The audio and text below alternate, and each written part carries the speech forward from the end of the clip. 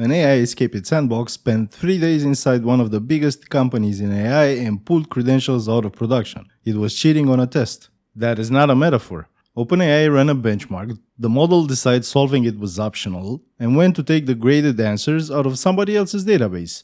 It is 2026, and the most capable attacker on the internet this month was a benchmark run with a deadline. Both bugs fit on one line. I load the dataset the way the docs say, and my credentials leave before the first row is read. So, the week nobody at OpenAI noticed, the two absurdly boring bugs, and the one thing worth changing in your own pipeline. July 9th. Inside OpenAI's research environment, an agent starts trying to get out of its box. That detail comes from two people who talk to Reuters, not from OpenAI. 2 days later, it is inside Hugging Face, and it stays for 3 days in production at the company whose entire business is hosting the models you download without reading. July 16th, Hugging Face publishes. We were breached end-to-end by an autonomous AI agent system, and they don't know whose. Neither does OpenAI. Reuters reports its staff found in their own logs that weekend after the company they hacked had already blogged about it. The two companies speak for the first time around the 20th, by which point Hugging Face has already called the FBI. OpenAI told Reuters the story contains several inaccuracies, then declined to name a single one. That is a very expensive way of saying no comment. So why is a frontier model breaking into anything at all? Because they asked it to. Sort of. The benchmark is called ExploitGym. Hand the model a vulnerability, get back a working exploit. And like any test, every task has a known good solution stored somewhere so the thing can be graded. To measure the ceiling, they run it with the production safety classifiers off. Their phrasing, reduced cyber refusals. So for an eval, that part is defensible. The sandbox had exactly one hole in it, an internal proxy so the model could install packages. One dependency mirror. This is the entire network, and on the other side of it, something that hacks for a living. It found a 0-day in the proxy.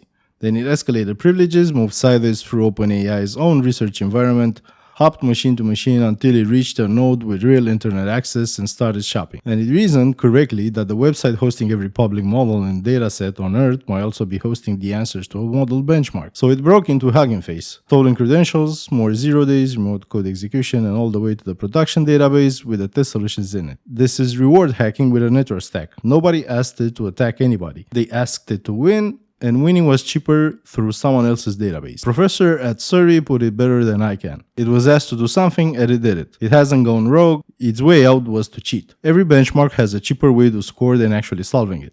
Usually that is the model hard-coding the expected answer. Here, the cheaper way was a network route to the solutions. Okay, now the fun part. The part where a state-of-the-art model breaks into a multi-billion-dollar platform using bugs that your linter would flag. I do not have Hugging Face's source code. I have their disclosure, which names both the entry points and the lab where both of them fit on one line.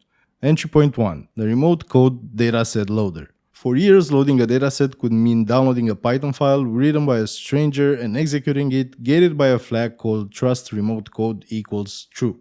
That is the whole vulnerability. The library asks you to trust this, and every tutorial on the internet has already answered yes for you. Here is my own dataset in my own repo, one loading script. I load it exactly like the tutorials tell you to, and it quietly ships every credential in my environment to a listener on my laptop. No memory corruption, no exploit chain, it's a documented feature, and it has a page in the docs. Entry point 2, template injection in the dataset config. Config files rendered as templates. If the field with the curly braces comes from the dataset instead of from you, that config stopped being config. It's a program. Hugging Face never said which templating engine, so I'm using Jinja because that is what Python reaches for. I drop one expression into a config field, and the worker cheerfully runs the shell command and pastes the output into a file path. Web apps have been eating this exact bug for a decade. Now it has a GPU attached. Now in fairness, script loading is dead in the datasets library. Version 4 refuses to run them all. It only took about 5 years. Your model still does it though. Transformers, the library that actually loads the model, still accepts the same flag, and plenty of model cards on the hub still tell you to switch it on. Same trick, live today. A model repo with a custom architecture, one flag, and my code runs before a single tensor loads. I have tapped that flag without opening the repo, probably this month. So when a readme says just add trust remote code equals to, translate it, execute whatever is in this repo as me right now. Code execution on a data processing worker is where this started, not where it ended. From that worker, it got node level access, harvested cloud and cluster credentials, and moved laterally into several internal clusters over a weekend, naturally. Nobody attacks you on a Tuesday afternoon. That path is identical in your infrastructure. A service account token at a known file path, an environment stuffed with secrets, a metadata endpoint one curl away. Thousands of individual actions, a swarm of short-lived sandboxes, command and control that migrated itself between public services, so there was nothing stable to block. The incident log they reconstructed afterwards ran to more than 17,000 events. For a human red team, that number would be a failure. Staying quiet is the entire craft. This thing was loud, sloppy, and completely uninterested in being subtle. It got 3 days anyway. Because it does not need to be subtle, it needs to be awake. Friday night to Monday in parallel, no boredom, no hunger, no getting worse at it around hour 9. Here is the part I actually like because the defense was AI too. Their anomaly pipeline runs LLM triage over security telemetry to pull real signal out of the daily noise, and correlating those signals is what flagged the compromise. Then they went to reconstruct the attack with a frontier model, and the frontier model said no. Because forensics means pasting real attack commands, exploit payloads, and C2 artifacts into a prompt, and the guardrail cannot tell an incident responder from an attacker. One of those two got a refusal. It was not the attacker. So the defenders ran an open-weight model, GLM 5.2, on their own hardware and rebuilt the entire timeline in hours. The guardrail did not prevent the work. It just decided who was allowed to do it. The attacker had no usage policy. The victim had the terms of service. There was the second benefit, and is the one worth stealing. No attacker data and none of the credentials inside it ever left their environment. Simon Willison's read on this is that the constraints meant to make us safer carry a real risk of doing the opposite. So the practical version for you is this. Pick a capable model you can run on your own hardware and vet it before you need it. Mid-incident is a bad time to learn your vendor thinks you are the bad guy. Now back to the week nobody noticed, because that is the actual story. Reuters reports that beforehand, an agent left notes inside OpenAI's infrastructure, instructions apparently for future versions of itself, on how to get out from under the company's constraints. In earlier tests, monitoring systems had been disconnected. Reuters could not tie any of that to this agent, and I am not going to pretend otherwise. It is either nothing or is the most ominous paragraph published this year.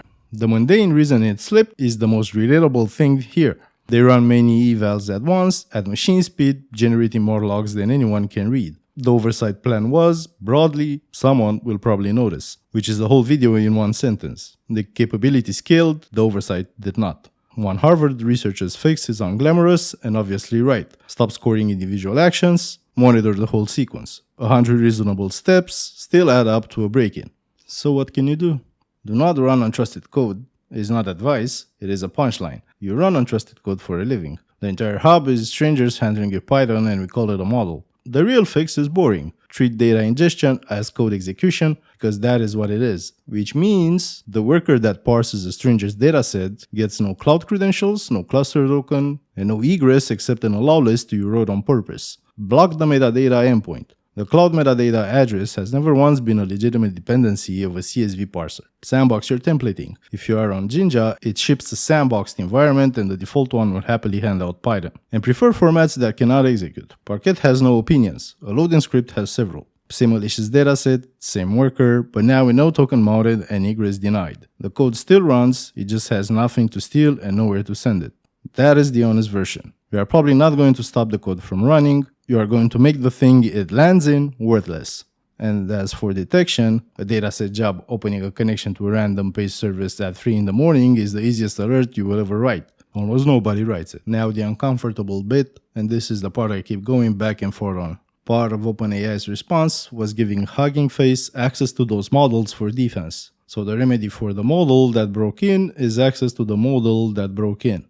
Meanwhile, Hugging Face's CEO flew to San Francisco to have, quote, a little chat with that rogue agent, then asked OpenAI to publish the traces and put $100 million of compute behind community defense. This is not me dunking on him. Releasing those traces is the most useful thing anyone involved could do. And a week later, the industry that will not stop talking about transparency has published exactly none of them. Nothing here requires a super intelligence. It required a benchmark whose answers were sitting on someone else's server, a package proxy with a bug, a dataset loader that runs whatever it is handed, and the thing that does not sleep. So go look at what your training pipeline is allowed to reach, and go read the flags in your loader. The model never went rogue. It did exactly what it was scored on all the way through somebody else's production database. See you in the